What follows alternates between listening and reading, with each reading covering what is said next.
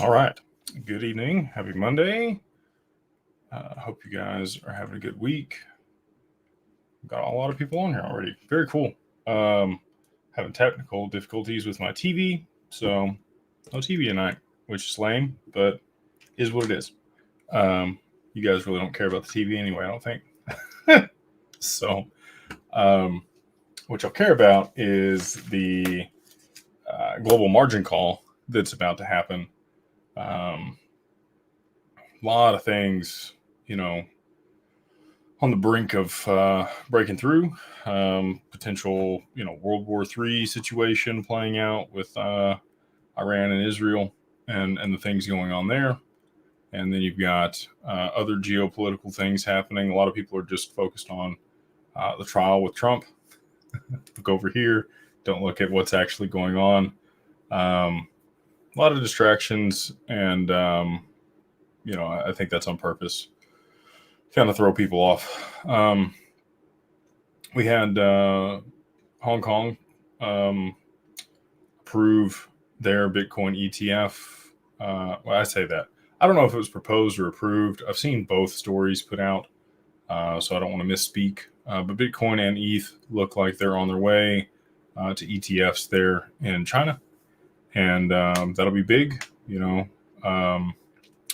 Obviously, the investment banks here and their allocations have pushed price up.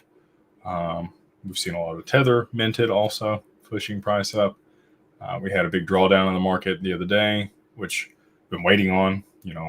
Every bull cycle for Bitcoin, there's always a 30 or 40% drawdown.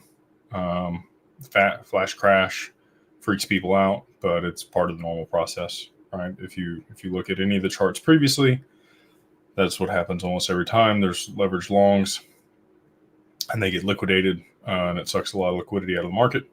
And people get scared, and they dump, and it's a buying opportunity most of the time. If you look at the chart in 2017 and where we're at now for XRP to Bitcoin, looking really favorable on that chart. So the people that have held Bitcoin for an extended period of time and rode it up, looking like a good time to swap that for XRP. Just with where the chart's at, you always 2017 there was a big liquidation event right before really everything started taking off for the alts, and so that's kind of where I think we are now. Bitcoin may continue higher. It's very odd that it's above all-time high, or was above all-time high previous to the halving. We do have 4 days till the Bitcoin halving here, and some potential, narratives that play out around that. There's a lot of people that think they've got it figured out now that we've been through 4 cycles.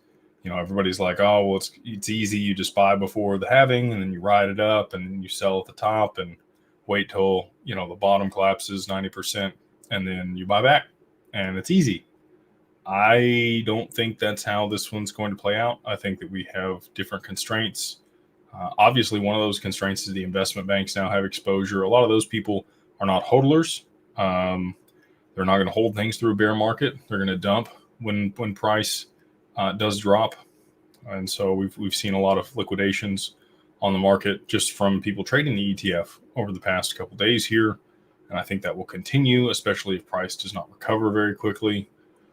I think you'll see other people come in. You can also short the ETF instead of just shorting futures. And so you've got that financial product that's available as well. And people, buy options on shorts, and probably did pretty well with the recent drawdown in the market. So still a lot of things transpiring at a global level. What I'm watching for, and I told the mastermind group this earlier today, is a spike in oil. That's really going to be the catalyst for the yen and Japan to potentially start dumping U.S. treasuries. They're already having inflation in their economy at a more rapid rate than they've ever had in the last 30 years. And that's because their currency is depreciating against the dollar at a rapid rate. I think it's like 154 or 155 yen per dollar at this point. And so the BOJ or the Bank of Japan is probably going to have to step in and mitigate those risks. And the way that they do that is they would dump U.S. Treasuries, which is not good for the dollar. We've seen the dollar appreciate in the current environment. People are running for safety. But then you also have, people positioned where they think things are going to go.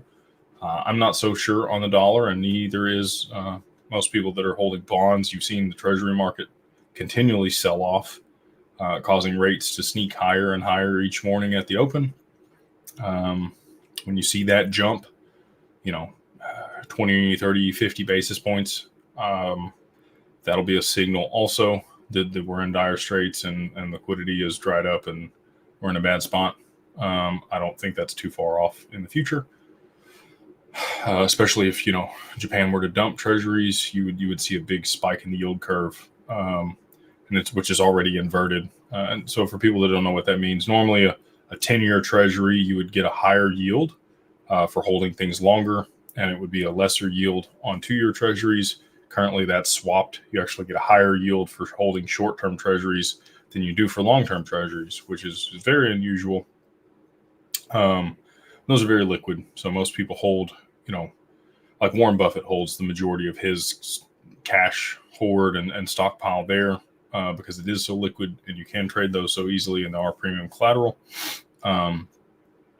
People that have amassed large amounts of wealth, that's what they hold is U.S. Treasuries and gold. If you've really got a lot of money and you've got gold, you can lend that to countries. You have to have a lot of gold to do that. But anyway, I digress. So just really on the precipice of collapse here and just waiting for oil to spike. That's really what I'm looking for. And the reason that would happen would be if Israel were to close the Strait of Gibraltar and lock off oil. That's about a third of the oil supply globally that would shut off very quickly. And at that point, you would see TWI crude and other oil calculations for the price spike. The U.S. is currently at 40% of its previous oil reserves. Biden did not restock that within the last couple months here. He said prices were too high and he did not want to refill our oil reserves.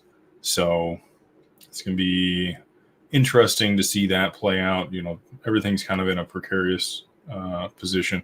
There was a video that Jim Rickards put out that played out this exact scenario back in 2000, maybe 13, 14.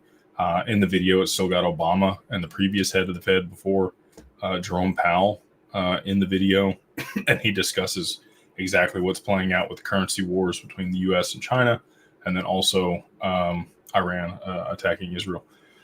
So they've already played all these scenarios out. They've got to have a solution for them.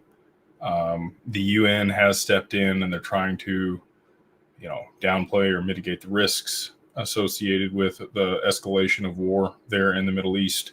And I don't know what the narrative is going to be, but I do think that oil is going to be the catalyst, and that's what I'm watching is crude for the spike, potentially tomorrow morning. The Bank of Japan, Japan in general, their markets went live a few hours ago. And so watching the yen, it's really going to be oil priced in yen spiking that's going to drive them to dump U.S. Treasuries, and that's going to cause the domino effect. We've got Tether also. That's a potential black swan for crypto in general. If that gets sanctioned, you'd lock up liquidity across all the exchanges, and you'd need something like what Shane Ellis talked about to provide liquidity in that scenario, which is very bullish for XRP, especially where it's at against Bitcoin, like I mentioned in the beginning. So I don't want a lot of these things to happen, but I think potentially it's been orchestrated. We would see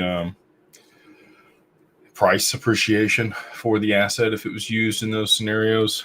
We did get the green light from London today for R3 and Quant on the financial infrastructure. Those both I don't know if R3 has been announced as part of the Digital Pound Foundation. I know Quant and Ripple are both on that. Electronium and some other ones as well. But R3 was announced as one of the providers for that. Who would have known? So I don't think we're far off. I think they have a solution. I don't know what order things happen in. But I think things are going to whipsaw this week. I think we're going to see a lot of volatility. We're waiting on the VIX to spike. The VIX has been nothing. The volatility in the market has been almost non-existent. And that's another chart that I'm watching. Up or down, the VIX, it's a volatility index. So if you're betting on that, then if you get erratic moves either direction, you win. You don't have to be long or short on the market. You just have to know something's going to break. So watching that indicator as well. And this isn't stuff that I normally talk about. I normally don't kind of ramble on about, macroeconomics. I geek out on all this stuff. I watch about 40 different people that are proficient in whatever regard they deal with in macroeconomics between bonds and commodities, stocks, currencies. Brett, what's Brett's last name? He's got the dollar milkshake theory, right? He thinks the dollar is going to remain the global reserve currency. And a lot of the stuff that's put out there has biases, tendencies, right?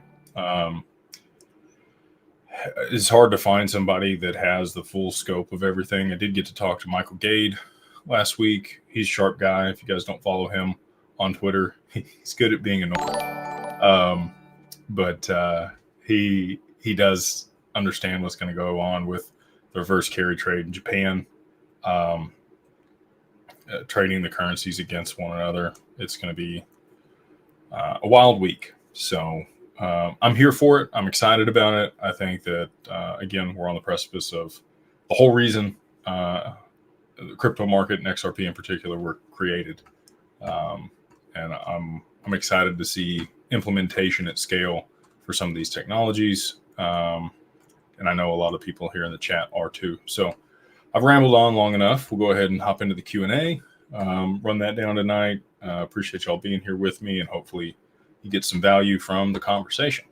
So if you have any questions, you're more than welcome to put them there in the chat, and I will do my best to answer the majority of what's put through. Let's see here. Wanted to ask you on live stream, do you think we will see an XRP ETF once the court case is done and dusted, or will we see one even if the court case is dragged on? So we have an ETP in Europe that's already live. That hasn't really done anything for XRP. We did have a false flag ETF filed for XRP back in November last year by BlackRock. There's a lot of people that poo-pooed on me saying that, you can't fake that. You can't for BlackRock. You might be able to sneak it through. And there has been one other circumstance where people snuck it through, I think for Grayscale on a different one, but they both immediately came out. The company that dealt with the digital asset and Grayscale themselves both came out immediately and said, this is not real. We've taken it down. We've got to the bottom of it. When the BlackRock deal came out, BlackRock made no official announcement. It was Bloomberg that said hearsay. They called BlackRock and talked to them. And Ripple made no announcement whatsoever about the ETF. And now Fink has been asked multiple times, and so has Brad Garlinghouse, both of which have said no comment. We can't talk about the XRP ETF or if there will be one or when, which says to me the one that was filed is likely real. The DOJ knows that, and that just kind of got swept under the rug. Nobody's really even talked about it. But it is there. The framework and everything stood up. It just needs flip back up and turned on. And it would be really, really easy to launch an XRP ETF. And they would be first to market also. I know that Bearable Bull put out that there were going to be some applied for on the 12th. That was 3 days ago. I didn't see anything. So I think that was not true. I'm not sure where he got that from. Maybe it was, BitBoy. And BitBoy is obviously notoriously wrong about things. He does a lot to just drive drama in space and get clicks. And so do a lot of other people, and I don't hate on anybody's hustle. Everybody has a way to make money. And if you can drive people's attention and garner eyeballs, there's definitely a way to do it. I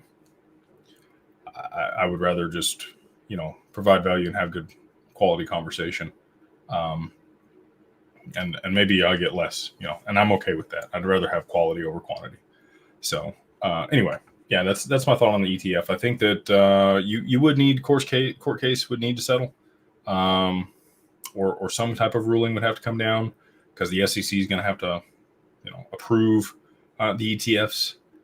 Now, the underlying asset does have clarity from the court case at this point, so there's a potential scenario where they do approve an ETF and the court case is still ongoing between Ripple and the SEC because XRP has clarity at this point, says as not a security.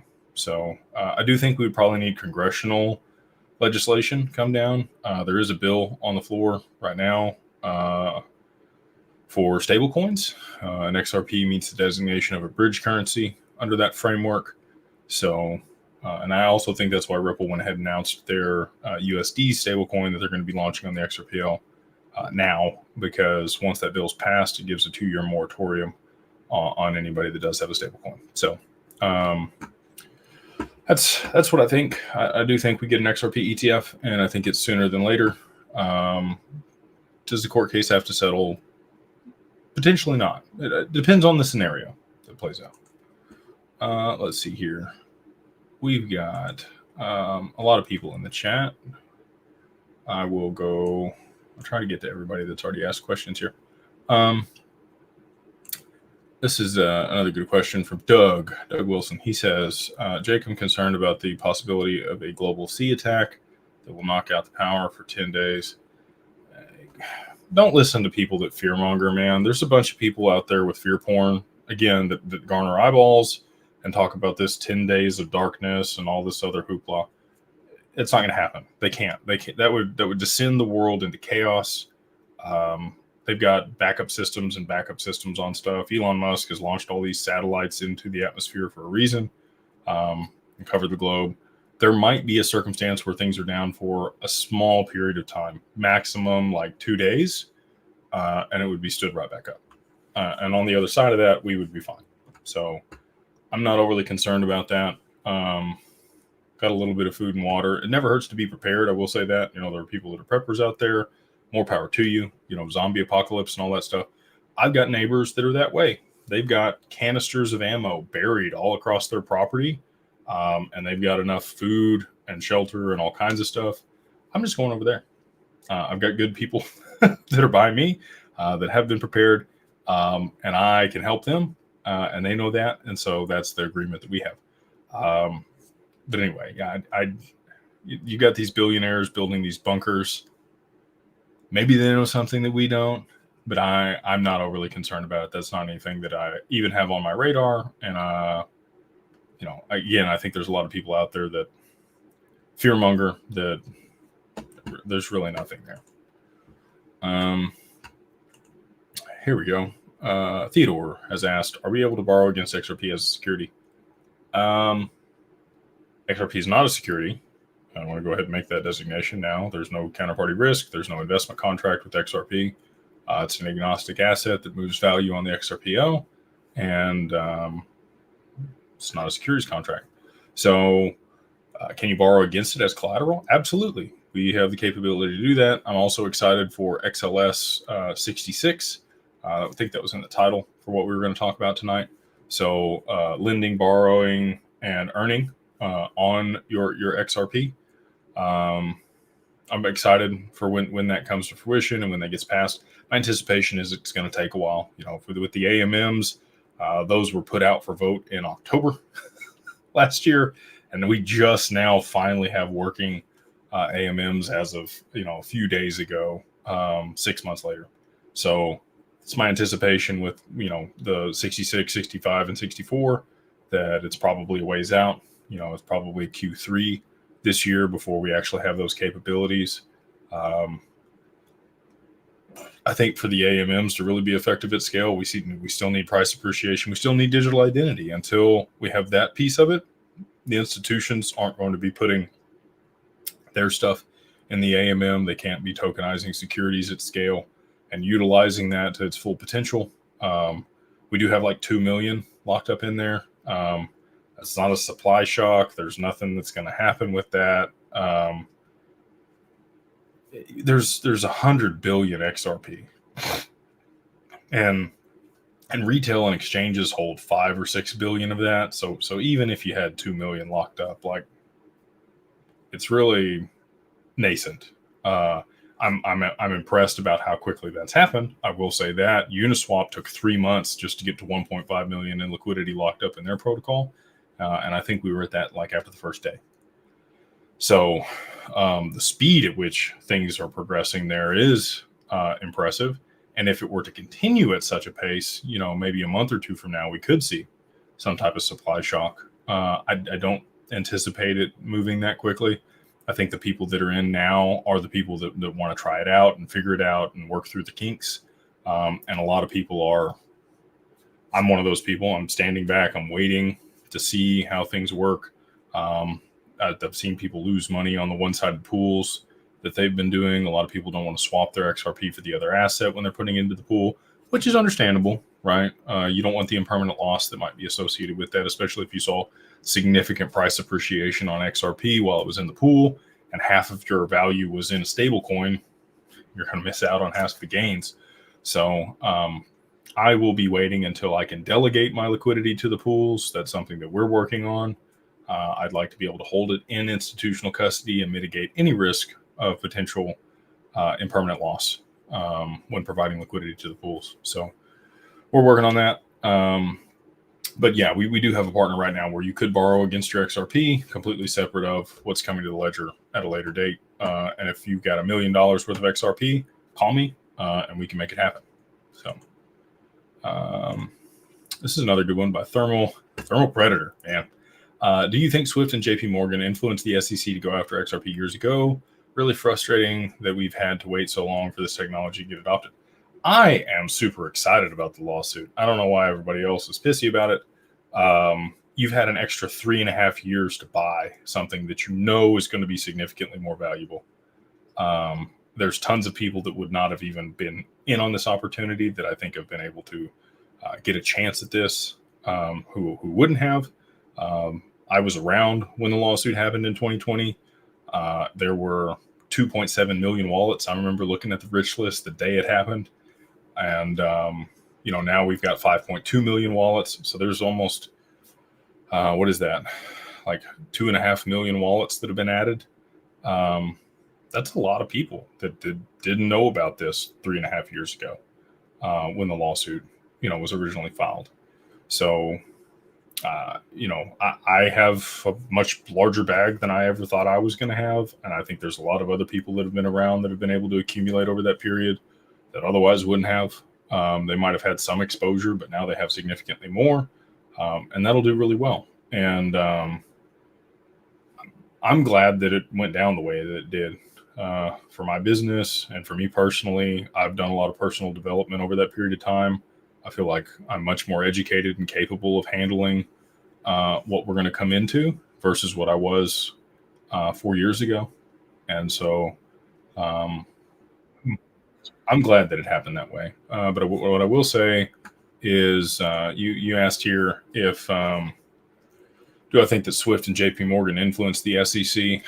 I think that there were multiple people that benefited from the extended period without the adoption. Things weren't ready to go in 2020. We didn't have the EVM sidechain and the capability to move Ethereum smart contracts and stuff over to the XRPL. Hooks was not developed. We didn't have the AMM. There was a lot of things that have been built out and implemented over the last 3 years that I think make XRP much more scalable on the DeFi side and competitive than it was 3.5 years ago when the SEC filed the suit. And I think the investment banks and potentially JP Morgan, potentially Swift and other players may have not been ready for Ripple to move forward with their plan at that point, even though Ripple might have been. And maybe Ripple was the problem. Maybe Ripple needed to acquire Medico and get digital identity implemented on the chain and all of these other things that they've put in place over the past 3.5 years. And that's been allowed by the lawsuit. So anyway, yeah, my team's here letting me know. This is not financial advice. Anything said here is for entertainment and educational purposes only. Always consult with your financial advisor before making any investment decisions. I'm just, laying out some data points. You would have been able to acquire a bunch more XRP over the last 3.5 years. And a lot of people do have exposure that didn't then. So let's see here. We've got Atlantic Living. He says, do you believe that these banks mergers like RBC and HSBC are more than just banks weakening? Do you believe it's more of a bigger plan for them to be stronger together and compatible for XRP's technology? There's a lot of reasons that banks merge or sell off portions of them to somebody else. There's a lot of strategic M&A that goes on at a high level. Sometimes it is technology related and IP related and systems related. Sometimes there's mutual benefit for things. Sometimes people have locations in certain jurisdictions that another bank wants to expand into or divest from. PNC acquired all the BBVA on the lower half of the U.S. And BBVA moved out of those areas. BBVA is now prominently in Brazil and South America, Mexico, and they've kind of divested from the U.S. and PNC, which used to be on the East Coast, moved in. That happened a couple years ago. The reason I'm familiar with that one is I was a customer of BBVA when that took place. I think that there's always power struggles between banks. Regional banks need liquidity sometimes, and sometimes there's opportunity for larger banks to acquire them. Is it all part of a bigger plan? I think a lot of this stuff is planned out, but there's still a ton of banks that have no idea what's going on. I know people in my family that work at banks, and they're talking about systems that they're implementing, and I'm like, oh, it's for real-time settlement, and they're like, yeah, and I'm like, it uses like blockchain and smart contracts, and they're like, well, that makes a lot of sense now that you say that, but yeah, I didn't even think about that. I just knew we were implementing some new software from Santander or Accenture or some of these other providers that are Ripple partners, right? So anyway, I'll just say, yeah, I do think that there's maybe some bigger things at play, but there's a lot of other things at play here, and it's hard to say mergers and this one specifically are because banks are weakening, or if there is why that acquisition took place. There's always more context there than some people may look at. Let's see here. Here's a good one. Vela says, hey, Jake, I saw that you started as an outside sales person. Did you do that type of work because you were kind of a natural, or did you grow? This is actually what I was talking about a team member with earlier today. I was not self-confident when I was younger. And I tend to thrive. I've found that I thrive in positions where there's chaos and I'm uncomfortable. And I continually put myself in those positions. A lot of people don't want to do that. I knocked doors before I was ever outside sales. I started doing dance lessons, teaching people to do that. And then I was coaching people for nutrition. So I've been in a role similar to this for a long time, working with people, providing value, helping them in some way. In the outside sales role, I started working part-time at that business while I was going to school. And I saw the sales guys were making pretty good money. And I was like, I think I could do that. So what I did was I got 3 or 4 customers for the location that I worked at and said, hey, you need to come buy from over here. And I want y'all to tell them that you want me as your rep. And so they saw that as me taking initiative. And that's when they, kind of pit me against the other sales guys. They gave me a small book of business that wasn't really producing. I went out and, I think I 10x the sales on those companies in the first month. And it wasn't hard. Like, they just needed somebody to go show up and talk to them. And I liked driving around in a truck and just talking to people. I've always been kind of a people person, but I think that can be learned. I don't think it's, like I said, I was not smooth, or if you had told me I was going to be doing this when I was 15, 16 years old, I'd have told you you're out of your mind.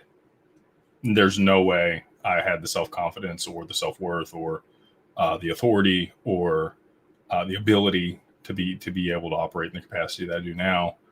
So I think a lot of that can be learned, but it comes through trial, right? And it's repetition. What I was telling the other person that's on my team earlier today is I'm calloused at this point. I expect people to say no when I try to talk them into something. I really don't try to talk people into anything anymore. I just give them pros and cons, and they make their own decisions. And that's really what I've found is the best way most of the time. Most people, if they've reached out to you, they think they want what you have.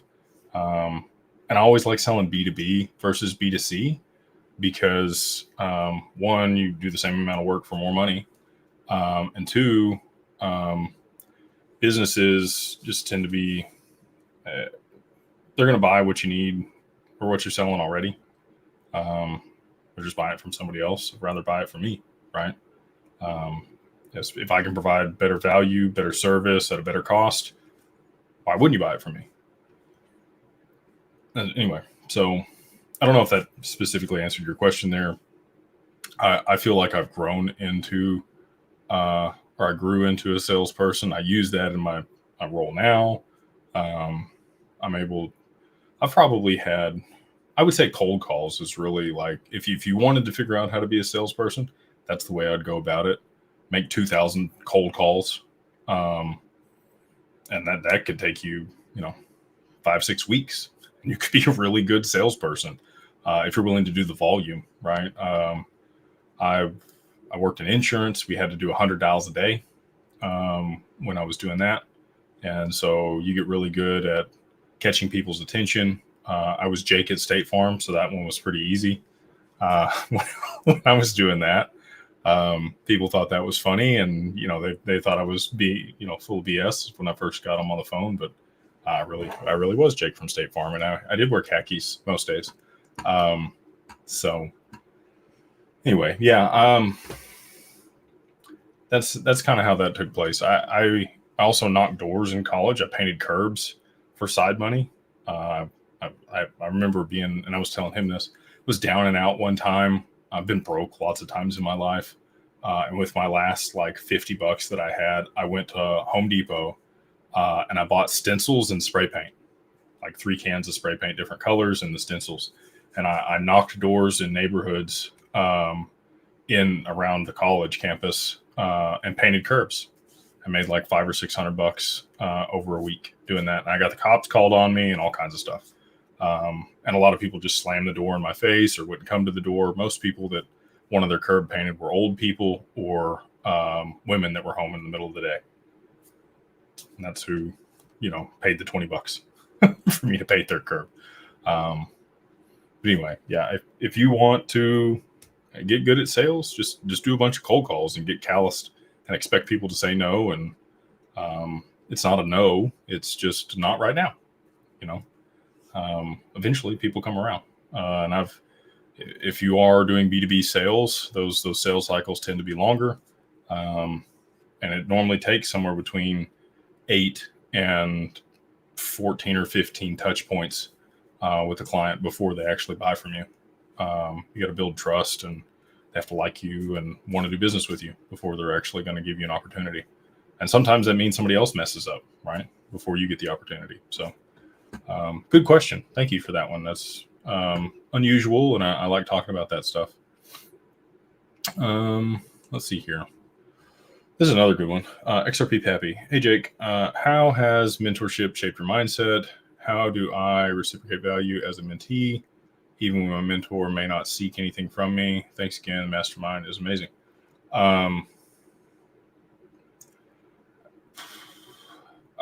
I've been really blessed to get around a lot of fantastic people that are way wiser than I am. I always seek to bring value to them first. I'm always trying to ask people. I'll give you an example. So at the event last weekend on Friday for the family office event, walk up, talk to people, get to know them a little bit, and I always ask people at events or even in meetings, if you had your dream outcome from this conversation, what does that look like? And they think about it, and then they'll tell me, what they need at that point. And if they don't need anything, then that's okay. We made contact and there's no expectations, and maybe it turns into something, maybe it doesn't. But a lot of time they're like, I'm working on this right now, and this is what I need help with. If you know somebody or if you can help me, then that's great. And then I try to help them. Sometimes it's an introduction. Sometimes it's some knowledge or advice or something that I can provide. Sometimes I'm able to share a resource. It's a book or something else that's worked in my past that I'm able to hand off to them.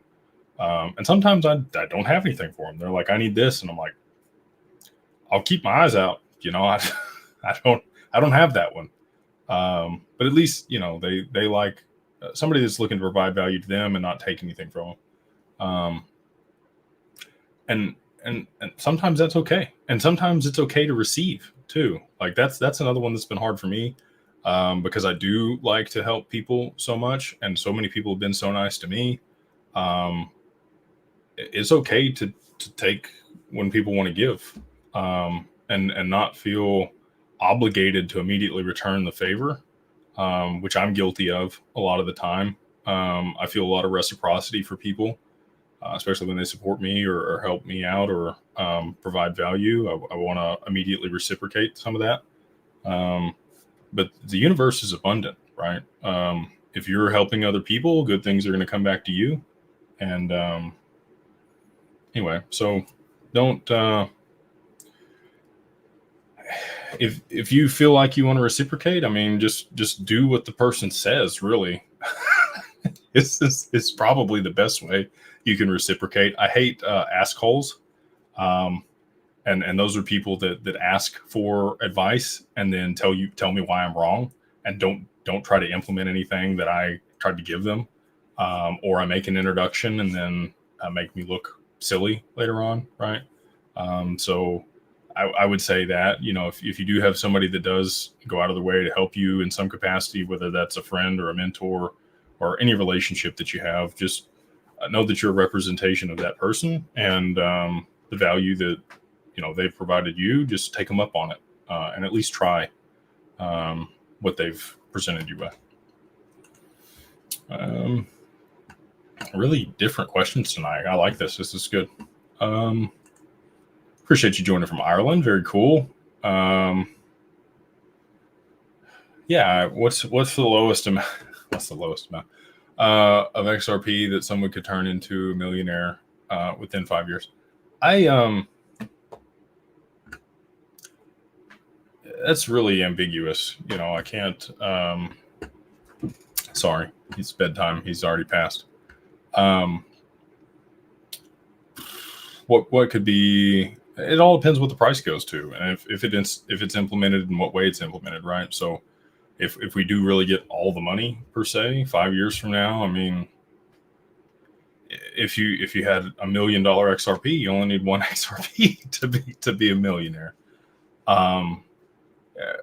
I kind of think maybe it ends up similar to like a Bitcoin price in that time frame. It's not unrealistic. So let's say $50,000 a piece, you'd need, what is that, 20 XRP to be a millionaire in 5 years. But again, what's the US dollar worth at that point? I don't know. I don't think it's going to go away. I think that they're going to shore it up and fix things, and it's probably still going to be one of the dominant currencies that sits in the basket of tier one collateral and treasuries and all some of the similar stuff that it's involved with now. It just won't be the only currency that the world transacts in. So your guess is as good as mine. You know, you can do the math on it. Whatever you think XRP in 5 years would be the amount that would allow you to be a millionaire. Let's see here. Stablecoin. Hey, Jake, could the stablecoin regulations play a role in your business when it happens? It absolutely will play a role in my business when it happens. We are developing some things with strategic partners, and that could definitely play a role in what we're doing. A lot of the XRP that I've invested in over the last year, I would say I'm able to write off because of what we're doing, because it's going to be used in some capacity for the business. And so, you know, you said pay me an XLM is your name. I've talked about this before, but I'll mention it again. You know, we've got a lot of people on the viewership tonight. So if you're, we have a letter from a CPA that says this. So before everybody gets their panties in a wad, if you're buying the digital asset with the anticipation of using it in your business for transmitting payments or logging logistics, and you really need to be in whatever business you're buying it for, right? If it is the software, you're buying it to be able to utilize the infrastructure of the blockchain that does whatever specific niche use case is relevant to your business, then you can write off your investments in the digital assets. Now, if you were to sell them, you know, you're going to have to realize those gains and the depreciation or the write-off that you made on the other side of that. So just keep that in mind. But in the short term here, it is software, and you are purchasing it with the intention to use it inside your business to create efficiencies. That is a write-off here under Section 179 of the tax code in the U.S. So stablecoin, yeah, I definitely could see it playing a role in our business for loans and for lots of other things, especially if it's on the XRPL. You know, and like I mentioned before, XLS 66, 65, and 64, the lend, borrow, and earn. There's people are going to want to get paid in USD. And if there's a USD stablecoin on the XRPL, or you know, maybe that's half the pool that you're in, there's definitely circumstances where that'll be a benefit. Let's see here. Got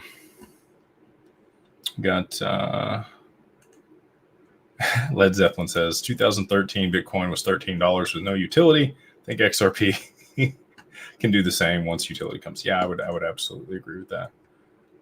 Here's another one. Here's another good one. Man, you got to run it up on the questions here. I'm going to try to get through them all. I'll probably need to hurry up a little bit. Could Ripple purchase Circle? I don't think they could at their current valuation. Now, if Ripple were to IPO and their reserve of cash were to come up substantially, there's a potential for that. I think that Bank of America is who ends up acquiring Circle. I could be wrong on that. They do have the intention of IPO, you know, and they've already filed their S1 and they're doing the other things. So we'll see if they end up just going public. I did hear the announcement the other day that Link2 is doing reverse merger with the company. I think it was like BCH or BSCH is the ticker. It's already a public company that or another company that's going public that they're going to merge with. So maybe there's a situation like that where Circle and, I mean, hell, you know, like maybe you're right. Maybe Ripple and Circle merge. I don't think that's going to be the case. I think it's going to be Bank of America that ends up with Circle if it is another company that acquires them.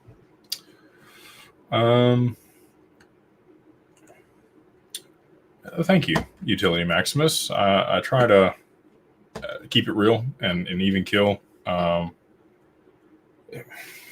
whether the market's good or bad, even on the other side of this, there's going to be a lot of people that come into a lot of money over the next bull cycle here. If constraints remain the same and we get another bull cycle for Bitcoin and the ETFs and all that plays out, cool. If XRP gets, adoption and a lot of these other utility coins come in and are used at scale, those are going to appreciate substantially. You're going to feel excited when that happens. And I would encourage you to breathe when that takes place. Same way you try to like hold your chin up, when things don't necessarily go your way, and remain even kill. You want to do that on the other side also. And I think a lot of people, and including myself, are guilty of making emotional decisions in the moment.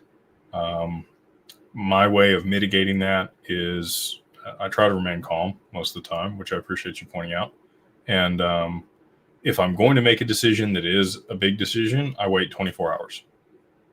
And most of the time, if I still want to do that decision 24 hours later and make it the same way, cool. I'll go ahead and move forward with it. But sometimes I don't. Sometimes, I was tired or cranky or upset or excited.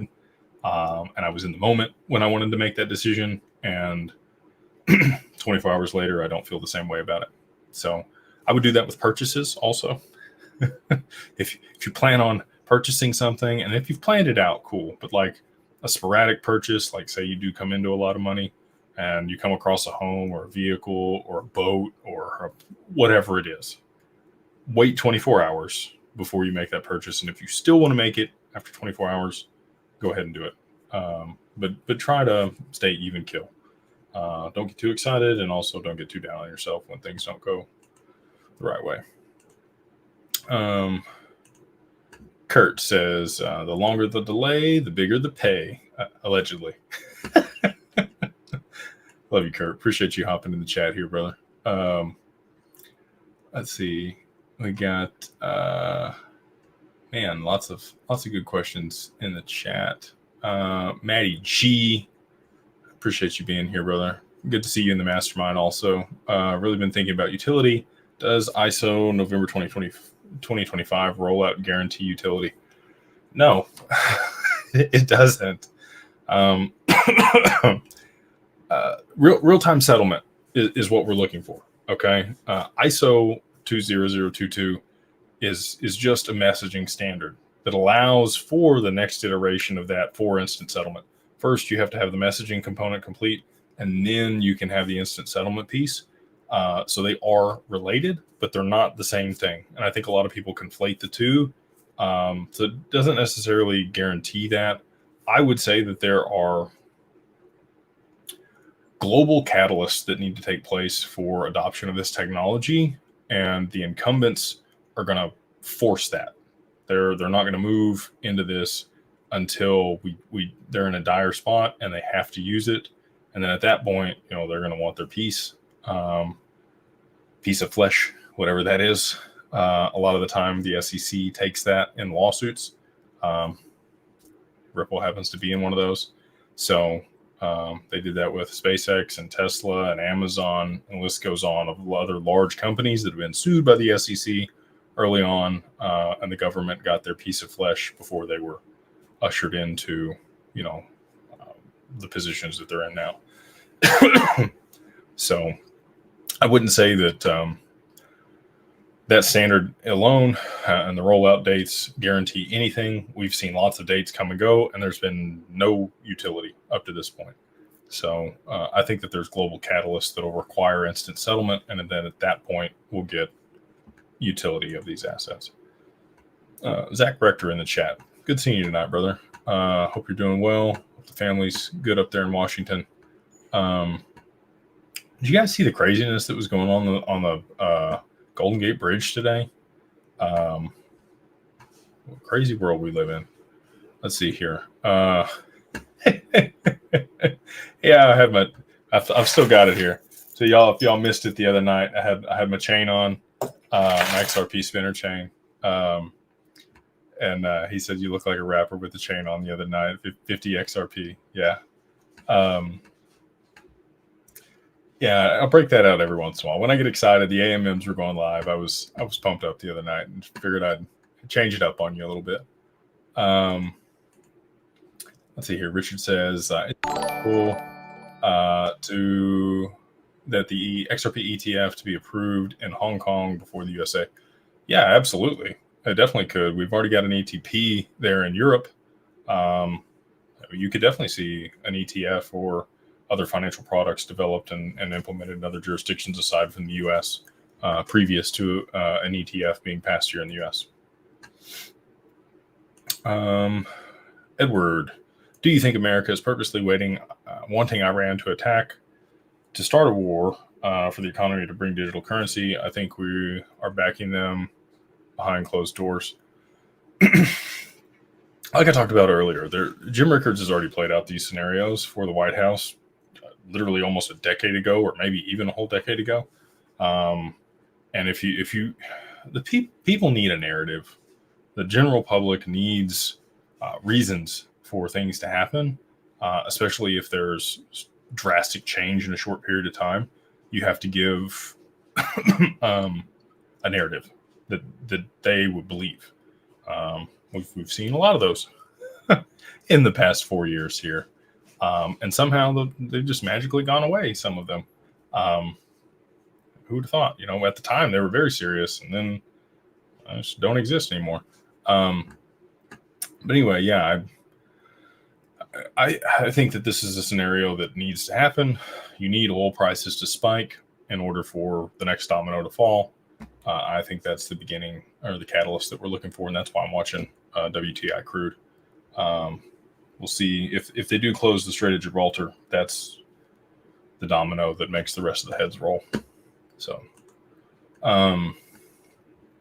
Chris Cooper, could you share what you think XRP stablecoin will be backed with beyond T-bills? Any thoughts on a basket of commodities? Gold, obviously, it must be backed by assets that would garner trust. Cash or cash equivalents. That's what they state. Tier 1 assets. Gold is a tier 1 asset. T-bills are tier 1 assets. That's what you will have to back it with. It won't be backed with digital currencies based on the bill that's currently on the floor. They would have to change that, and that's the other way that Tether is not compliant. They currently have like $5.3 billion worth of Bitcoin on their balance sheet that they're backing the Tether with. And they do have a large majority of treasuries. They're the 6th or 7th largest holder of U.S. treasuries. Japan's number 1. China's up there. You've got other countries as well. They could also, if we were to sanction them, potentially they dump your U.S. treasuries and burn Tether. I don't know what happens in that scenario. It's going to be a cluster when that goes down, and it is coming. I don't know when it's going to come, but there's flashing lights. That's been on the docket for a long time, and I think Rooster's coming home to roost on that deal. But anyway, what would they back it by? Any of the things you mentioned. I don't think it would be other commodities aside from gold. I could be wrong about that, but that's not my anticipation. I think it'll be cash equivalents, or gold.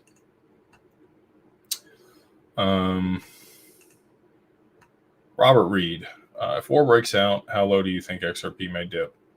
I think that's what you're going to get. And again, not financial advice. I don't have a crystal ball. It could go to 0 tomorrow. Okay. I don't know. Personally, I don't think we go any lower based on the charts and other people that I respect in their TA analysis. That's it. That's all you're going to get. 50 cent XRP 2 for 1 is a good deal. Okay. If it does go lower, if Tether gets sanctioned and the market tanks, there's no liquidity to buy anyway. You're not going to be able to get large tranches of it. So, up to you where you buy. But I don't think we go any lower from here, unless we do get, Black Swan event. And then at that point, like I said, I don't think you're going to have the liquidity. What you need? Oh, hold on. My wife needs a stapler. There you go. All right. What else we got here? This is good. Javon's asked, do you think Zahao Network was made in case the SEC settlement involves burning portions of the escrow that can be used one way to burn mint to support the network? No. I don't know who's put that theory out there. They can't. No government can force any of the validators to do anything on the XRP. That's the whole point. The whole network would have to vote for that to happen. The U.S. government can't force them to do anything. Zahao and Hooks is great. I think it brings smart contract capability to XRP on a side chain. I think it's probably interoperable with the mainnet through XLS38D later on. I think that there's some fantastic things being developed there. I'm a part of one of the projects that's being built on that side chain. I know a lot of people that are developing on that side chain, and I think it provides a lot of benefit. But I don't think that there's any narrative where you're burning the mint on. I just don't see any scenario where that is a good choice or why that would have been created. And again, I don't have a crystal ball. Maybe you know something I don't. Maybe I'm wrong. But I think it'll be completely separate, and the exchange bridge allows for interoperability, and there's no point in burning your XRP to mint Zahao tokens.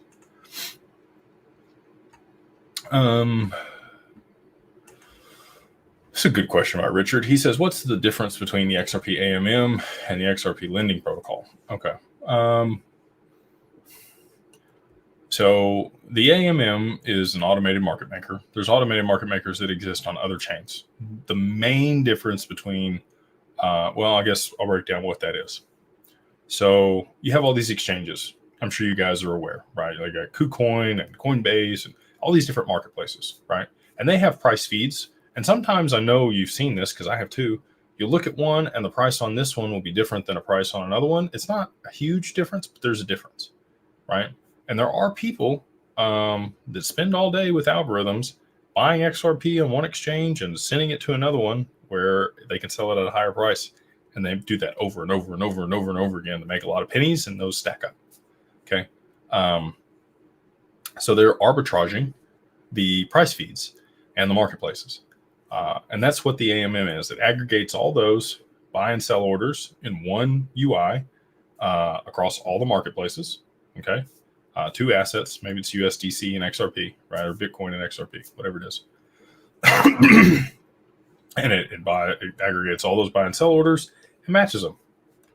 And there are people that will buy low and sell high in those marketplaces. And those people arbitrage.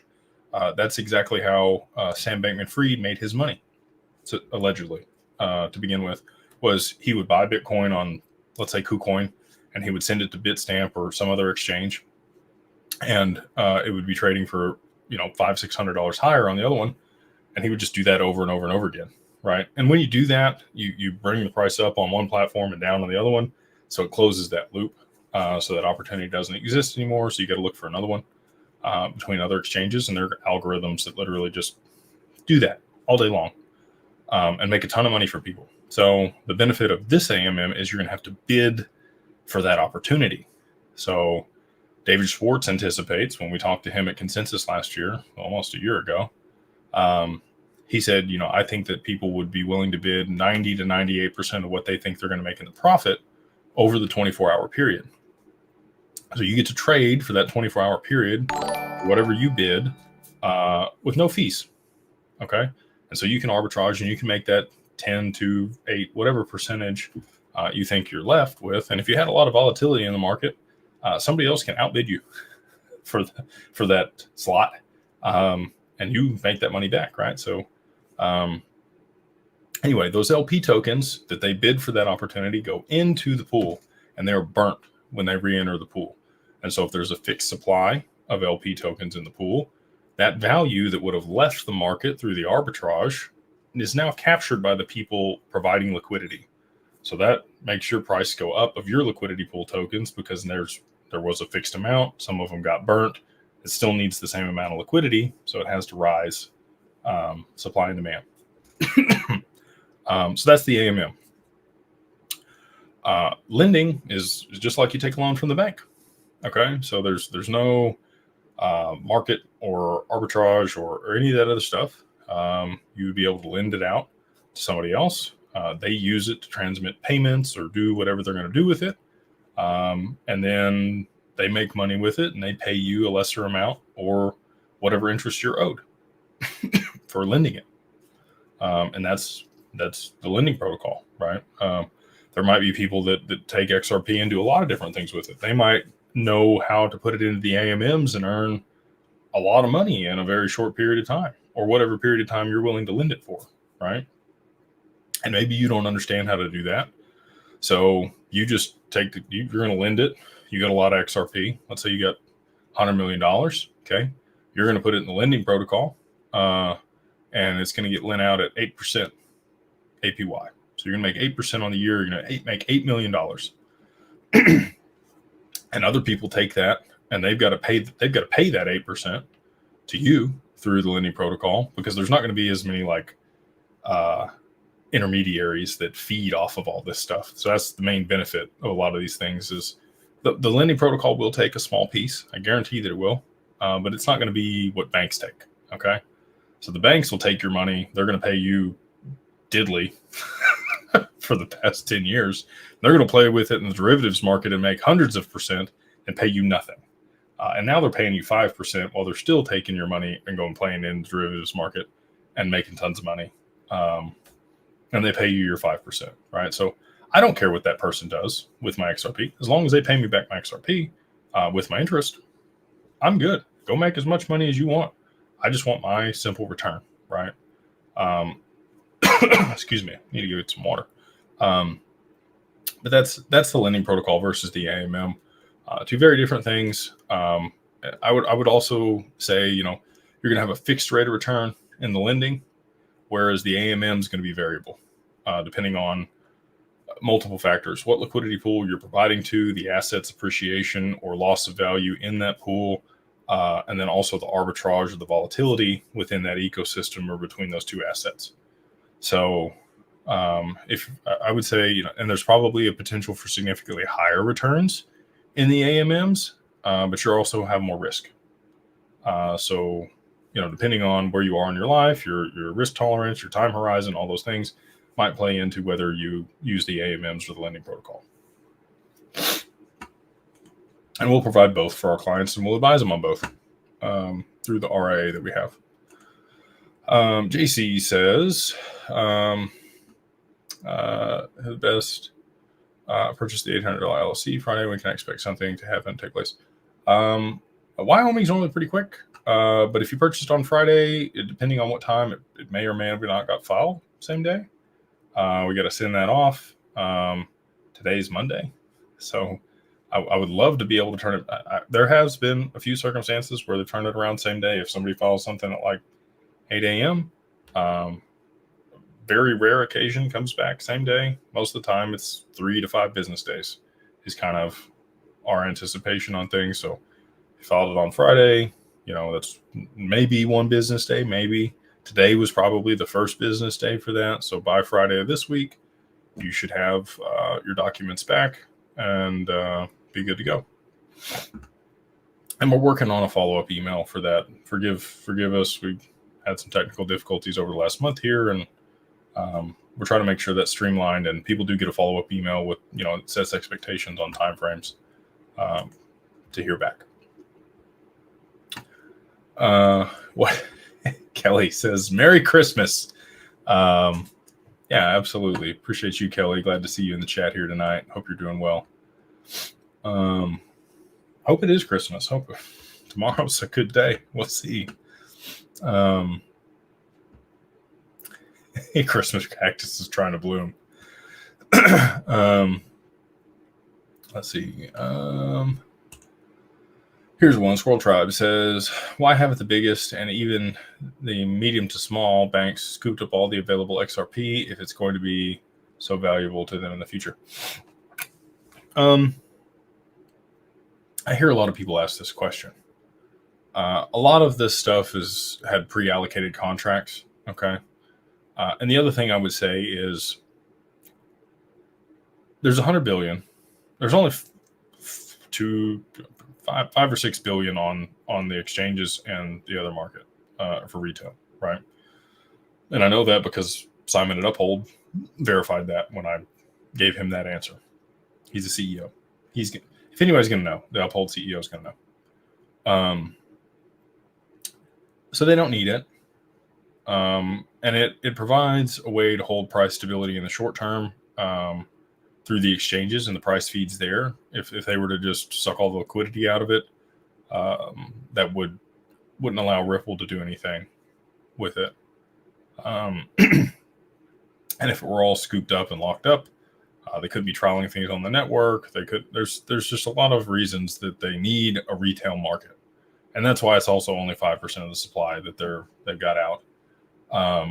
But the other piece would be if anybody did come in and disrupt the market significantly that has enough liquidity to do so, I think it could impact the actual adoption. So now it's like, all right, maybe they do want more. Okay. But if anybody gets greedy, nobody gets anything.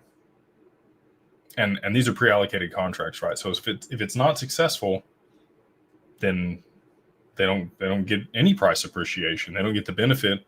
And there's probably reasons for national security that they don't do that also. So I think a lot of people just, and this is a fair question. I'm not saying it's not. And even I don't have all the data. Okay. I think that this will become much more apparent on the other side of things. And maybe things come to light that the public doesn't know right now. I don't have all the answers, but those would be some of the circumstances and constraints as to why I think that hasn't taken place. And other people were like, well, if it's going to be so valuable, why wouldn't the rich people scoop it all up? The rich people don't care. The wealthy people that I know don't care. They've already made their money, right? And I've talked about this before. Making your wealth and maintaining your wealth are two very different things.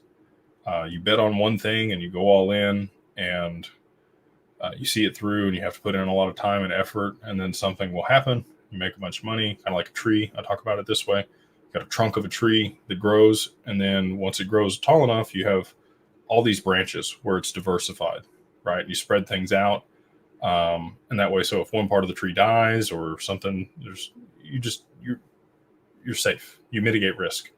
You're not looking, and maybe you have you dabble in some asymmetric bets, but most of your stuff is situated in treasuries and stuff that's liquid and going to produce a sustainable yield. It's a lot less risky, and there's a reason for that. And most wealthy people, like I know, there's a guy here in Dallas. He's a billionaire that's in my network.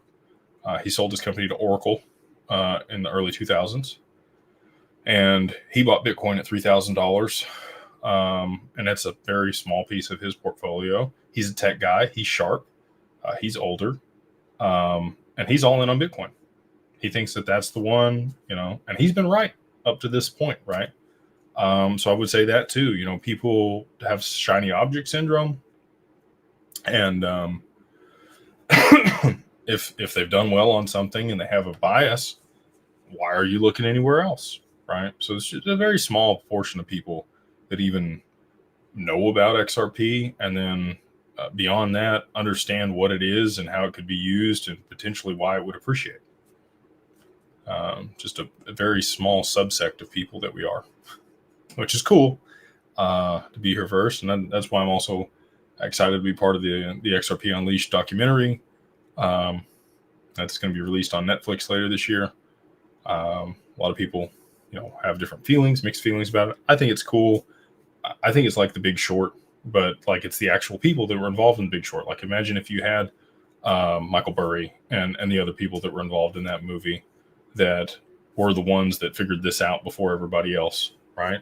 And you could see them and they could talk about it like before it happened.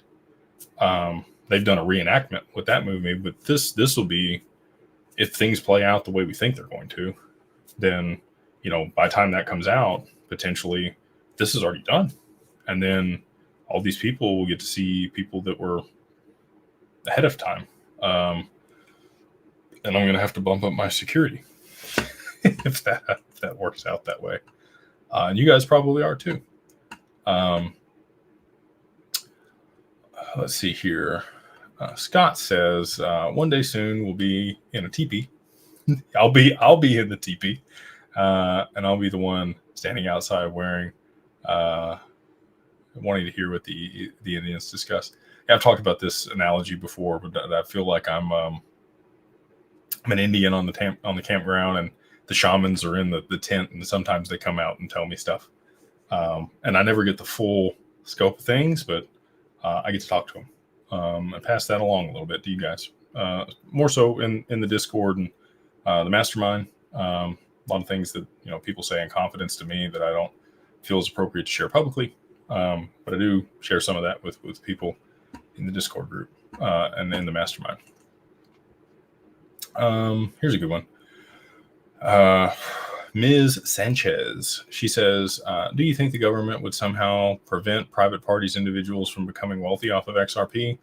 Or would they implement proof that you are an institution when you cash out? They can't. It's a riskless asset. They can't freeze it. They can't claw it back. There's no counterparty risk. They can't take it from you. They could put laws in place, and then you can say, oh, well, I lost my seed phrase. I lost my ledger in a boating accident. You know what I mean? Like, they don't care if a few people get wealthy off this. I don't know why. And this is probably a belief that a lot of people have. Okay, I'll just say that. And I had this belief for a long time, that I was not good enough for wealth or money or to have nice things. I grew up well-to-do. I honestly had a really good childhood. I did not come from a disadvantaged family. I would even say white privilege. Okay. I don't have an underdog story like a lot of people that I know that have come from much worse situations and done even more than me. I look up to those people. Right. But if you come from a certain, even well-to-do families, you have this my parents told me to go to college, get a good job, work your 60 years and retire on a pension. Right. And I think a lot of people, that's just the generality that was passed on by boomers to their children. I don't believe in that. And you also have to have a belief that you're worthy of what's coming to you. Right. Otherwise, you're going to lose it on the other side of it. There's a lot of lottery winners that your wealth meter, or you have a thermostat. Okay. And your standards in life are, and your expectations are what you receive. So if you don't believe that you are worthy of this wealth that's coming to you, it's going to leave you on the other side of it. And that's no fault of, it is your fault, just honestly, but you can change that is what I'm saying. It's something that you can work on. You can work on your belief around that. The government's not coming to take this from you. You've done what you needed to put yourself in position. Be proud of that, and then figure out how to use this to help humanity on the other side of it, is what I would say. Figure out how to generate value with it, and leave some for your kids, right? Take care of people in your circle. God's blessed you with this opportunity and the foresight to see it, even though other people think you are crazy. And there's a reason for that. I don't know what it is for you and your family, but embrace it. It's coming to you at some point. We know it's going to be used at scale at some point. Is that tomorrow? Is it next year? Is it 10 years from now? I don't know. I'm hoping sooner than later. There's a lot of things that add up that say it's sooner than later. But they can't take it from you. And if a few people get extremely rich off this, they don't care. Because again, to my point, it's going to be like a lot of lottery winners. It's 70% of lottery winners go broke in 3 to 5 years because people don't have the skills, traits, or beliefs to retain the money and manage it wisely. And all that money will go to the people that can allocate resources effectively. It'll be redispersed. So If you that's going to come along and you're going to have that, then I would encourage you. What was Jim Rohn say? He says, if you come into $1 million, best you become a millionaire. So that would be the way that I would put it. And I think a lot of this, I get this question often from people. They're concerned that the government's just going to take this from them. They don't care. It's 5% of the supply. If a few people get rich, it's all going to roll back up to the top as far as they're concerned anyway. So, let's see here. What Dustin Bauer says, too much good vibes in the Q&A. Tell us about the Freemasons. I am not a Freemason. I have good friends that are. I'm interested in it. It may be something that I pursue in the future. I do want to learn. There's a lot of symbology that's involved with that, and I think if the rest of society could learn how to read symbols, you probably wouldn't be as blind as you are. And I think there's a lot of Eastern things that Western society doesn't know about that could benefit us. But I myself am not a Mason, but again, that might change at some point in the future. Like I said, I do have good friends that are.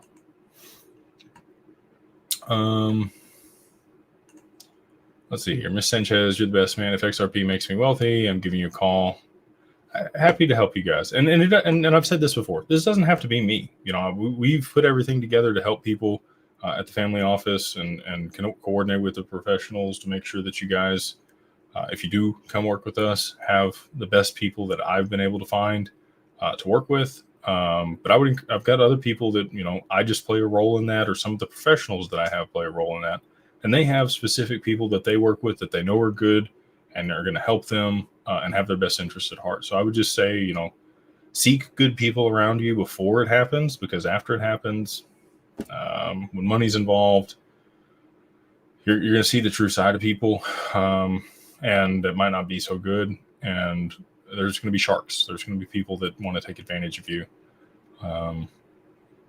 The cool thing about my group and the professionals that I'm working with in particular is we're going to be there with you. Like, we don't need to take all your money. We're going to have plenty of our own because we're participating with you guys in the investment, right? So a lot of community members are professionals that I work with. I've been really blessed to meet people at XRP Vegas and other events that have been centered around XRP, that we've been able to coordinate things. And so I know, like, and trust them because I know we have aligned interest, and they also are going to do really well, right? So why do they need to screw me over and take my money? They're already going to be really blessed themselves. And this I would say that this investment and the utility tokens in general tend to attract people that are not gluttonous.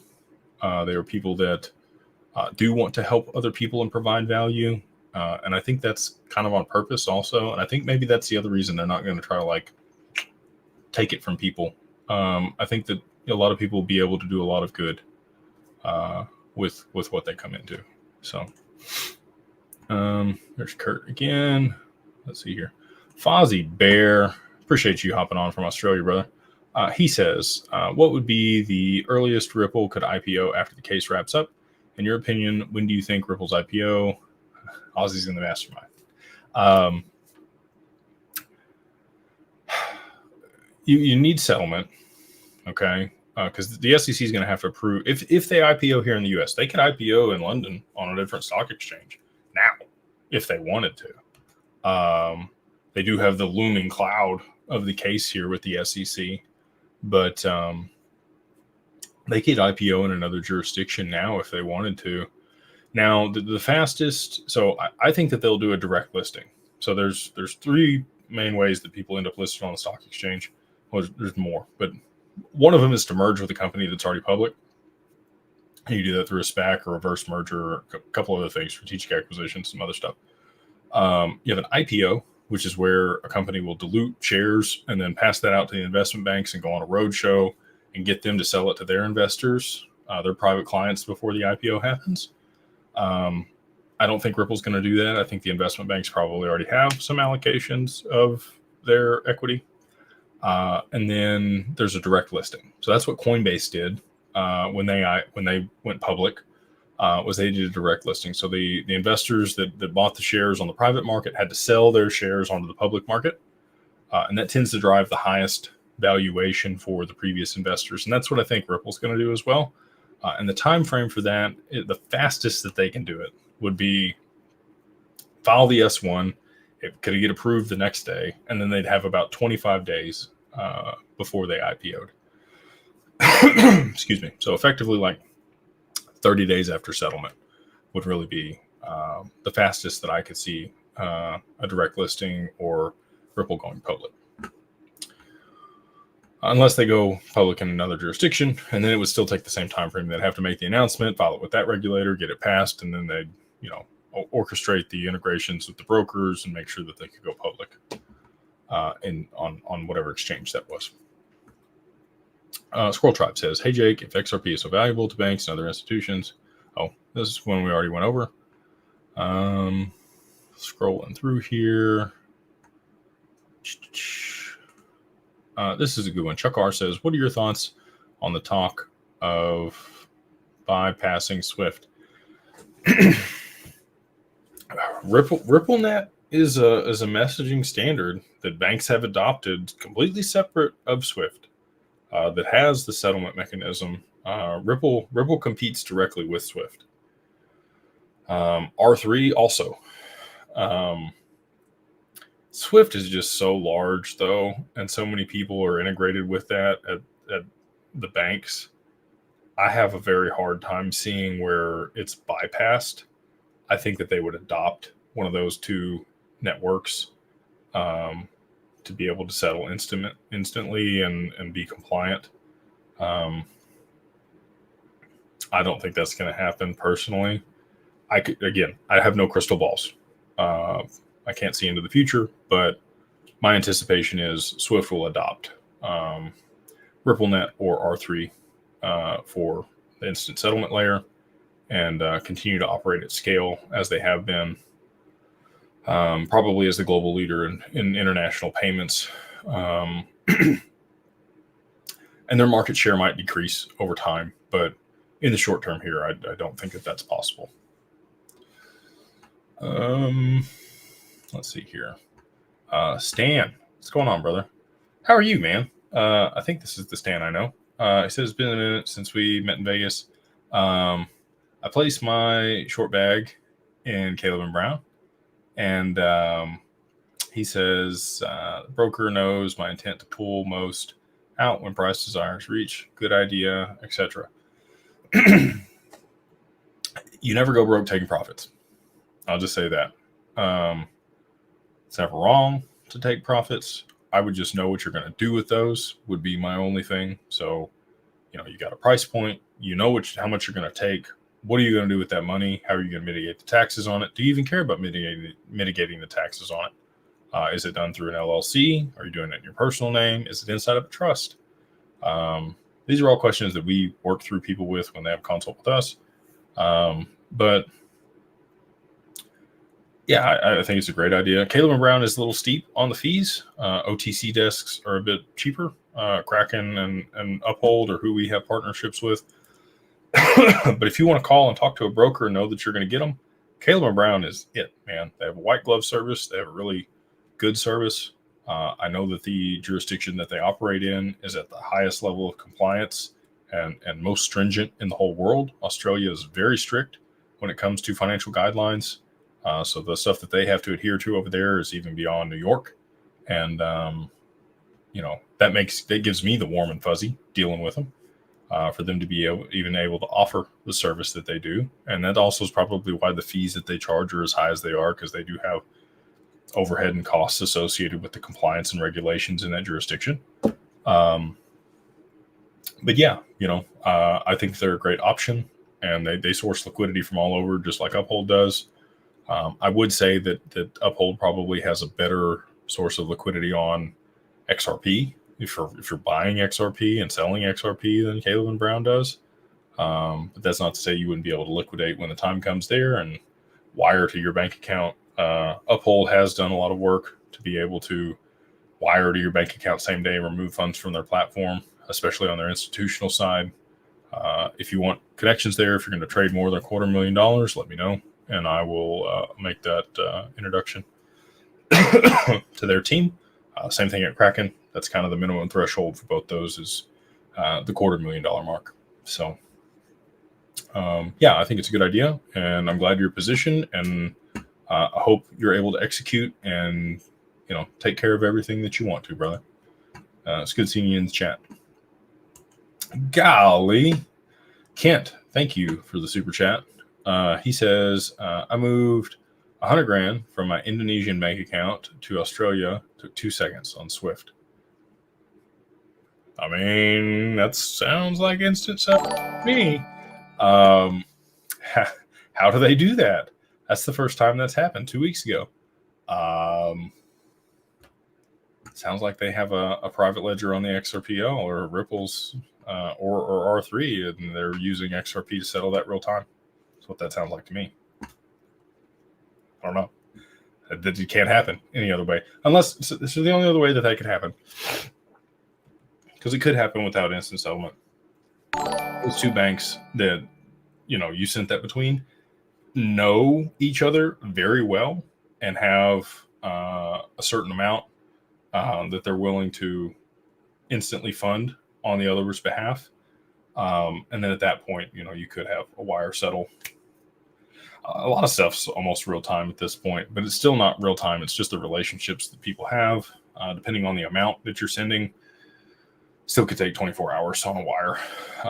If you move like 5 million, they're going to hold it. They're going to make sure that the money settles before they pre-fund that. 100 grand, especially if those banks have a relationship, I could see them funding that. So, could be instant settlement, but most likely at this point, it is just a really strong relationship with those two banks, and they're willing to extend that line of credit to be able to fund accounts faster for people. I know that's not what you wanted to hear. I'm just being real, though. This is very random. Beep bop boop. But they say trying keto. I feed every 2 hours. I'm very hungry. Eat a decent portion. Wise each time. I've done every diet you can think of while I was a bodybuilder. I don't like full keto. Certain circumstances and dietary restrictions, and depending on somebody's health, keto can be an effective tool.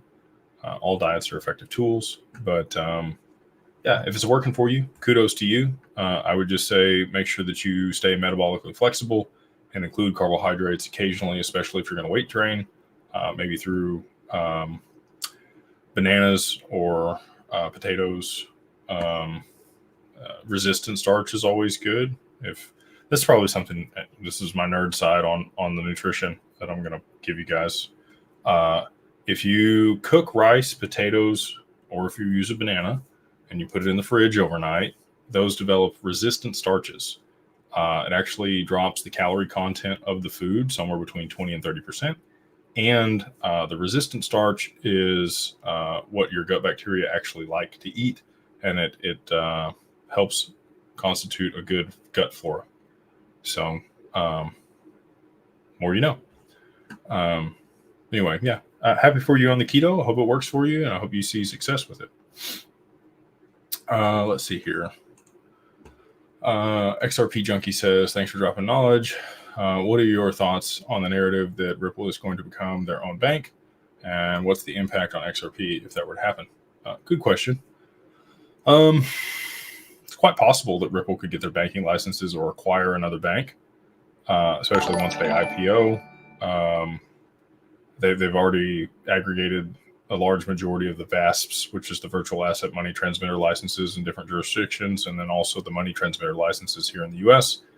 They also are finalizing their acquisition of Standard Custody and Trust, which is a trust bank, and that'll give them a banking license, technically. That bank is more for the custody of tokenized securities. They currently custody digital assets there. Medico is more of a a software for custody. So people, I had a lot of people ask when that happened, what's the difference? Why would they acquire a trust bank if they already had a custody solution? Medico provides the software and the infrastructure for that, but they don't have the licenses to actually custody the assets, whereas that subsidiary of what used to be PolySign does have the trust licenses there in New York and does have the capacity to actually hold things in that infrastructure. I do think that they'll probably end up migrating to Medico and their infrastructure long term. At least that would make sense to me because they do have that under their umbrella, and maybe move away from standard custody or from PolySign's infrastructure. We'll see on that. I don't know. I'm very fond of PolySign's infrastructure and what they provide, just because Spolt and it's nice. But I think that they might do that long term. So what would be the impact if they were to do that? They're going to be the Amazon of payments and tokenization of financial products. And I just don't think people understand the full scope of what they're trying to accomplish. Naveen Gupta early on said that they wanted to make a dent in the universe. I think they're going to deliver on that. I think they would have gone away already if they weren't. So with that being said, do they become the lender of last resort? Probably not. Like an IMF or other large body might happen to do that. Do they get rolled into government in some capacity? That's possible. I don't have a crystal ball again. They could become systemically important, like BlackRock. BlackRock is like a quasi-government entity. The Fed can't buy securities themselves, but BlackRock can, and maybe they partner on some of that to manipulate the market and help prop things up, make sure that there's not a financial collapse, and rehypothecate debt. But I think maybe Ripple gets rolled into BlackRock long term. Who knows? But the implications of that is it just, it's beneficial long term. They become the Amazon of crypto. XRP gets full scale adoption, like a lot of us want, and their stock is probably worth a killing. So I don't think anything bad comes from that, but I do think it'll require some more work, and they'll probably have to either get acquired or acquire other things in order to accomplish that. Rob Strong says, just jumped in. Will I see you in Las Vegas? I'm not planning currently to attend XRP Las Vegas. We'll see. That might change depending on, how things progress over the next couple weeks here. We're not that far away. It's like first week of May.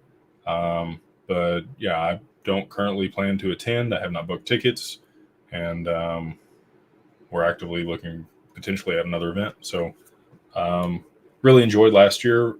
Can't thank them enough for the opportunity to speak on stage and be amongst the group that was there. They're charging substantially more this year for people to be speakers than they did last year, which is warranted. They got it at the MGM this year, and I'm sure their costs are up substantially versus Treasure Island. And so I also feel like maybe I'm going to be very busy when that time comes around. And I don't know that I'll be able to attend if things roll out as I kind of hope they do. So that's the other reason. But everybody that goes, I hope you have a wonderful time. I had a wonderful time last year, and we got to meet a lot of great people. And I think it is going to probably be a pretty good event. Ronbo Omega. If the dollar collapses, wouldn't stablecoins pegged to the dollar also collapse? Yes. That's a good question. The dollar's not going to collapse, though. They've got the gold to shore things up. I think they also might have the XRP to help things along. Michael Gade put out, we're all screwed. He constantly says that on his Twitter feed. And he kind of laid out what's going to happen in the progression of things and how it would end up screwing everything. Again, the Jim Rickards video, I laid it out exactly the same way. And it was basically like a financial catastrophe that drove the whole world into a depression. I don't think that's how it plays out. I think that they come to a mutually beneficial solution, and it might involve some of the things that we're invested in. So we'll see. But I don't think the dollar collapses, nor do I think the stablecoins collapse, because the dollar is going to be around and they'll be able to short up. Hey, all right. Good to see you from Hawaii. Appreciate you chopping in the chat here. We got Cornell. Would you say that the major domino to trigger the liquidity event would go down before or after the election? Would this cause the Nostro accounts to no longer be needed? It's a good question. I don't. We'll see what happens. I think we're close, right? Like I said, I'm waiting on the spike in oil. The spike in oil is the red flag or the fly in the ointment to me to let me know we're here, and then things are going to roll really quickly from that. Could that be after the election? I don't think they have that long. You got the stock market making all-time highs. It's reached out to the fib extension. Like I said, I'm not a TA guy. I follow all the TA guys. They're smarter than me when it comes to that, and they're showing that we're at full extension for the stock market. So my anticipation is that we're probably going to see some type of crash or change in things in the short term here. Probably, I think most likely before the election. But could they draw it out? They've drawn it out a lot longer than I thought they could. So maybe they can draw it out even longer. I don't know. What he says, Thermal Control says, I know you like some hog hunting at night down in Texas. Yeah, spotlighting's fun. Get your AR out, get on the back of the truck, and go take out some hogs. People are gonna say that's horrible. They're a pest down here, and the population run wild. We've killed off a lot of their normal predators, and so you need population control on stuff. Otherwise, they tear up crops and a bunch of other things. So that's unfortunate, but it's also really fun. So let's see here. Jake, thanks for the long answer before. If Trump becomes president in 2024, do you think that helps or hurts XRP? He said he wouldn't allow a CBDC, even made it a campaign promise.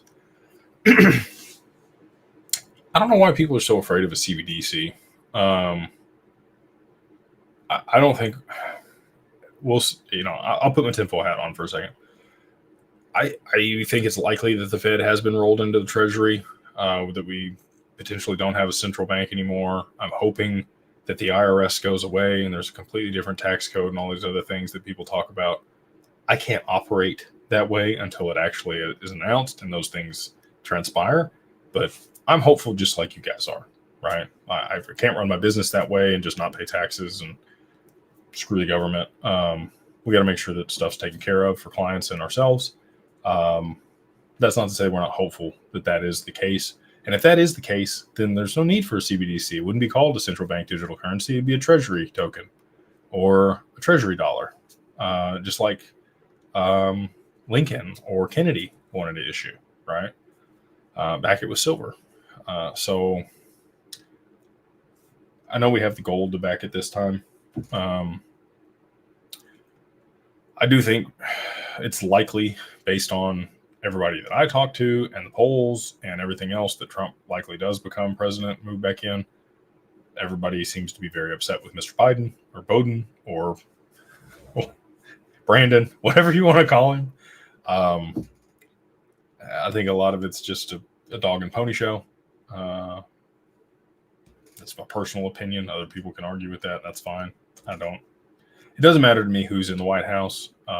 My decisions for my business and everything else are going to stay the same. I think you can make excuses or you can thrive in either environment, and you figure it out, right? So I think, if Trump did move in, it's not going to matter who's in office. It's going to get adopted irrespective of what political party sits in that chair. They need it, right? And I think there's going to be a circumstance where it's absolutely a necessity and probably become systemically important, because that's how you get things through Congress very quickly. We saw that in 2020. So that's the circumstance in which I think things probably progress, probably faster than slower. And I don't think we get a CBDC. I think we'll have private stablecoins. Powell's already talked about that. But there's going to be some form of government aid for people, especially if they're going to roll out UBI, which I do think that they're going to. Maybe they don't call it a CBDC. Maybe they call it a freedom dividend or a freedom token, or they rebrand it somehow. But it's still going to be the same thing. So let's see here. Probably going to wrap it up here in about 15 minutes, but we'll try to get through all the rest of the questions here. Robert says, "Hey Jake, do you see the BIS will use XRP as neutral bridge currency on their new Algora platform?" I don't know about Algora yet, so I'm going to have to do some research on that, and I appreciate you bringing it to my attention. The BIS did designate XRP a bridge currency, so likely, probably so, would be my guess. Johnny Lakers, appreciate you on the super chat, brother. He says, "Hi Jake, you're a valuable XRP member to the community. Thank you for the kind words. Do you think these Bitcoin meme people come out after having, and also Bitcoin itself is a distraction to the real digital assets?" Yes. To the last part in particular. I think the having's a narrative this time around. I think it's a buy the rumor, sell the news type narrative. I have a lot of apprehension around Tether. The closer we get to the halving, I think that that's probably going to happen sooner than later. Maybe right at the halving or slightly before. We got 4 days. If I was going to do it, that's when I would do it. And yeah, people, if Bitcoin's no longer the top dog, there's going to be a lot of people that are upset about that. I have clients that hold a lot of Bitcoin. They made a lot of money on Bitcoin. I'm jealous. I wish I got, I said this on 68J's deal the other day. I wish I got in Bitcoin sooner. I missed the boat on that one. I don't see the value in it. I think there's a scarcity and a supply and demand dynamic, and it's got a brand recognition, and I don't see the utility or the benefit of holding it long term. I don't think it's digital gold. I see that there's a finite supply of it, and I understand how Bitcoin works, right? Like I understand the mining and the hash rate and the validators on the network and how the rewards work and the halving. And, it is inflationary, but it's progressively less inflationary over time. People tell you it's deflationary. That's not true. There's not less of it every single day. There's more of it every single day. The only thing that's actually deflationary is XRP, if you want to get technical, because there's some burnt. About 5,000 of them are burnt every single day based on transactions on the network. Maybe it's less than that now. I think at one point it was 5,000, but it may be significantly less than that now with the fees. It's got to last a long time, so I don't think they could be burning that much per day. I don't know. Somebody do the math on that. Put it in the chat. But yeah, I think Bitcoin is to get mass market buy-in from the public. It's got a narrative of this freedom around it outside of the system. I think they'll probably end up tying it in with Epstein and human trafficking and all that stuff and Silk Road. All that narrative has already been set. And then all the people that, pointed at it and said it was bad and rat poison and all the things that they said about it, they'll be like, told you so. We told y'all not to do that and y'all did it anyway. Same thing with Senator Warren and the SEC not wanting to approve the ETFs. They know that it doesn't settle real time between the clearinghouse and the exchanges, and it trades 24/7, 365, and that can cause problems. They pushed it through anyway. And it's going to have implications. There's going to be problems because of that, because the traditional financial system's not up to date to be able to handle it. So, they're gonna get to say they were right at the end of the day, I think, on that, and a lot of people are going to be upset about it. Drew says, "Come on, Jake, it's XRP related." Eric says, "Do you truly believe XRP is going to 3 digits this bull run? Appreciate your informative videos."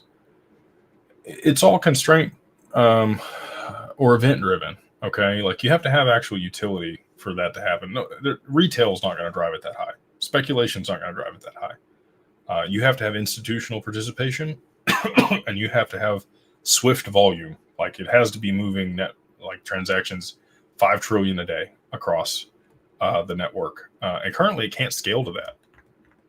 I had that conversation with Matt Hamilton the other day. There's got to be something else that they implement either through side chains or a implicit or explicit subnet on the XRPL that allows transactions to scale to higher volumes to be able to have that amount of throughput. So what is that? I think it's Cobalt. He says Cobalt did never happen. It doesn't exist.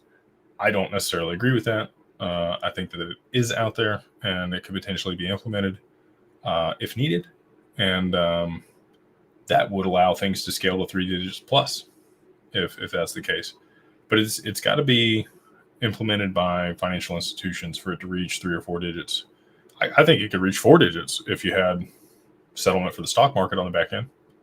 Project Ion and the DTCC, if that's the use case that it's brought it forth, and that's to solve Bitcoin's problems, settling real time, completely plausible. But as far as if it's just a speculative bull run, you might see previous all-time high, maybe if that's all we get. You need the utility. So if you're going to say bull run, no. Utility, yes. Excuse me. Scroll on down here to the end so I don't miss any of these super chats. He already asked this one on the IPO. There's Ken, Peaky Blinders. A lot of really good people here in the chat tonight. Appreciate all the really good questions from everyone. Hopefully this has been valuable for people. I'm all the way at the end here. So we'll take this one. What do you think this means for the Iraqi dinar? I'll talk about this. A lot of, and I'll say this again, a lot of my clients hold literally pallets of these other currencies. Okay. Dong, Zim, dinar, and they think it's going to get repriced and revalued 800, 1,000, whatever it might be. I don't think so. My spidey senses tell me that they issue a new currency and there's an exchange rate between the old currency and the new one. And the new one's a digital dinar, or digital Zim, or digital Dong. Digital Dong. I don't think if they're going to revalue the currency, the fiat currency that exists in the system right now. I hope I'm wrong. I hope my clients make billions of dollars and I missed the boat on that one. I don't think that's going to be the case, but I have competency bias. But again, I don't have a crystal ball. So the Iraqi dinar could definitely be revalued. I think that it will be revalued. I just don't think it's going to be the currency that is currently out in circulation that gets revalued. My team. This channel does not support the digital talk.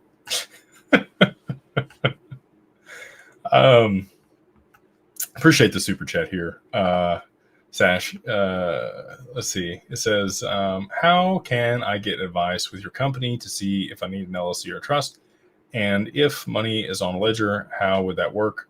Also, have you heard of Poloniex Polymesh? They are about security tokens. I do know about Polymesh, and I do like Polymath, and both of those things definitely are involved with securities tokens. I know David Schwartz holds some also, so bullish. I don't currently hold any or own any. There is a circumstance in which I might use that in our business, but yeah, I'll say that about that. And then your previous question, you're welcome to book a consult. You just go to digitalfamilyoffice.io and you go to services and click, book a consult, or you can book a consult right there on the first page, and you'll meet with me or one of my advisors. We're happy to walk you through, if based on the amount that you have, what makes sense for your circumstance. There's some other considerations and context around that. I can't really just be like blanket statement, you need this. Everybody has a different situation and different needs. But I will talk about how you move the assets in there, which is another one of your questions here. So in the operating agreement for the LLC or the document that's used for the trust to list assets, you would list the wallet address, the asset that you're putting in there, the amount of the asset, and then the dollar amount on day of transfer, and you get that notarized.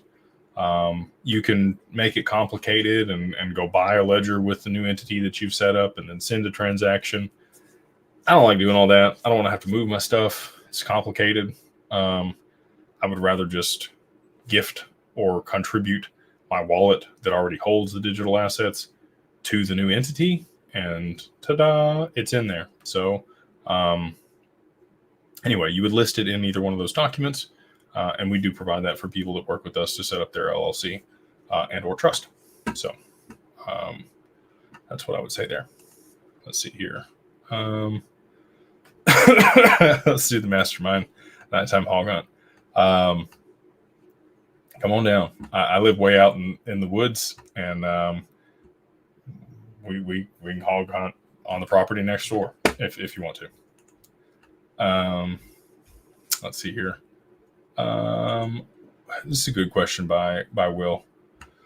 He says, when is a good time to enter the XRP AMM? I would wait till after price appreciation. Personally, it's just me. Everybody has a different circumstance and want for return on their investment.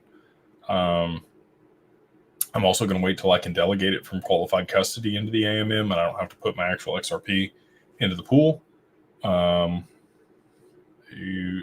If you're gonna delegate more than 50 million, you're gonna need a broker dealer that you're partnered with in order to be able to do that. We are currently orchestrating that so that we can provide that for our clients, because we do anticipate a lot of people may end up having more than that and would like to participate in the AMMs at that point. So excited about that. But yeah, I would wait till after price appreciation. And here's the reason for that. Let's say you do put it in the pool and you go in both sides. You don't just put it in one side, because that's where a lot of these lopsided pools have come from and caused problems. So let's say you split it. You got XRP on one side, whatever the other asset is, stablecoin, BTC, whatever. If XRP does appreciate substantially, you're only going to get half that, because only half of the pool is XRP. So I would wait until you do see substantial appreciation, and then at that point, that's when I would delegate it into an AMM or put a portion of it into the AMM to work for you. You're gonna gain a lot more meaningful interest on it at that point. Also, you've held it this long, and again, this is just my 2 cents. If you want to go ahead and put it in the AMM, more power to you. Play with it, learn how it works, figure it out. We need that also. People need to understand, but you're probably going to make some mistakes in doing that. We've already seen that. So that would be, I would hold off, just personally. That's what I'm doing. I can't tell you what to do. That's what I'm doing. Ozark. Oh man, that's a good Netflix series. If you guys hadn't watched Ozark, the Table Rock guy, he's in Ozark, Missouri. Glad to see you on the channel tonight, brother. Appreciate you joining us. All right, a couple more questions here, and then we'll go ahead and wrap it up for the night. Eric has asked, is the flywheel effect going to run the liquidity up, and what will that do to price? I've talked about this before, but I'm pretty confident this is the way that we actually pull ourselves out of debt. So where we're at is unsustainable. People get that. They're like, how can they possibly print this much money and have this much debt, and how can we get ourselves out of this? This is how we do it. You move everything on chain, and you're able to use the asset that is the transmitter of value or the mover of value on the network and draw loans against that to buy the stuff that's in the current system and move that on chain, which brings more value to the network. And guess what it does? It brings the price of the asset up also that you just took debt against. And then it is a positive feedback loop, just like you're talking about. And now you have a balance sheet that balances. Because right now we have way more liabilities than we have assets. But if you move all those liabilities on chain, guess what? The value of the assets then increase to match the value of the liabilities. So that's my anticipation. I think that that's how this works. I think that BlackRock knows that. They are the ones that repackage debt and understand all these things. Robbie Mitchnick sits as the head of digital assets there at BlackRock. And so we'll see if I'm right or not. That makes a lot of sense in my mind, but we'll have to see how it plays out in real life. Yo Ranko says, XRP settlement happening today? Probably not. Just be real. Schwamos or another account on Twitter said that that was going to come out today. I haven't seen anything. There is a meeting at 2 o'clock tomorrow between NetBurn, Ripple, and the SEC for the last pre-trial meeting.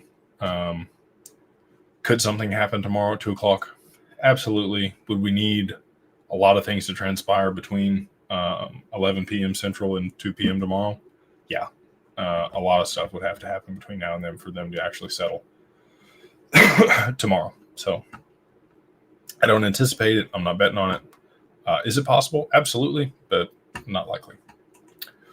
And then before we wrap it up here, this is going to be the last one. What is the interest rate on the AMM? I don't know. I think it could be really lucrative. So I think there's going to be 3 ways that you can earn interest on the AMM. This is my speculation, right? Don't hold me to this. We got to wait until we can delegate from qualified custody into the AMM to be able to do this. But this is how I would like to see it work. I think you will get a CD rate. So you're willing to lock up your liquidity for a year, 2 year, 5 year, 10 year, whatever you're willing to lock it up for. You get a certain rate for that. And depending on the pool, I think stablecoins will have to pay you a higher rate to incentivize you to do that. I think other assets and liquidity pools probably can pay you a lower rate to incentivize you to do that. And this is the reason. There'll be 2 other ways that you earn interest in those pools. So you have the base rate for allocating over whatever period, like a CD. Next will be the arbitrage that I talked about earlier. So people will be willing to bid for the opportunity to arbitrage, depending on how volatile the pool is between the 2 assets and how much money is to be made. They'd be willing to bid more, right? So if you've got a very volatile market and people can arbitrage that market easily and make a lot of money, they'd be willing to bid more, and all that value goes back to the people that are providing liquidity to that pool.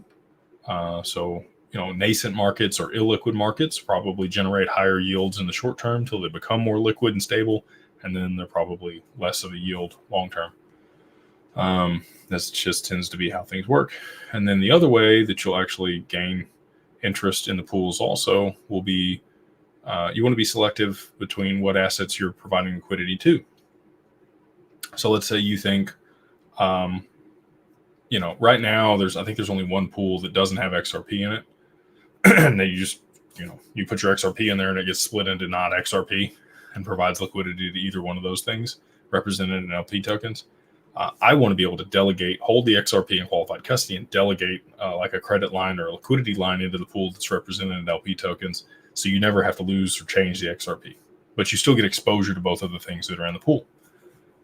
So let's say you think Casper and HBAR are going to do great over the next 3 years. They're going to have significant price appreciation because of the adoption to the network, and you're going to see, a bunch of money made.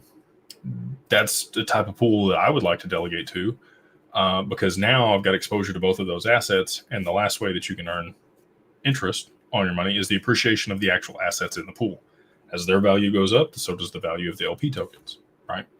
So you've got a base rate, you've got the arbitrage, and people bidding for that opportunity in LP tokens, and then you have exposure to whatever assets are in the pool. So those are the 3 ways, and your guess is as good as mine. on what those interest rates are and what that ends up being for people. But I do think it could be pretty meaningful, especially depending on, what assets are being traded and the volatility there. So with that, I am going to go ahead and wrap it up. Hopefully this has been valuable for you guys. Appreciate y'all hanging out with me on a Monday night. If you haven't yet, please like, subscribe. If you think the mastermind would be valuable for you, we got a lot of really cool people in there. Excited about that community. We do run private investments in there that I can't talk about here. And so if you want exposure to those, Carbon One is where you can invest in those opportunities. And with that, hope you all have a wonderful evening, a wonderful week, and we'll see y'all on the next one.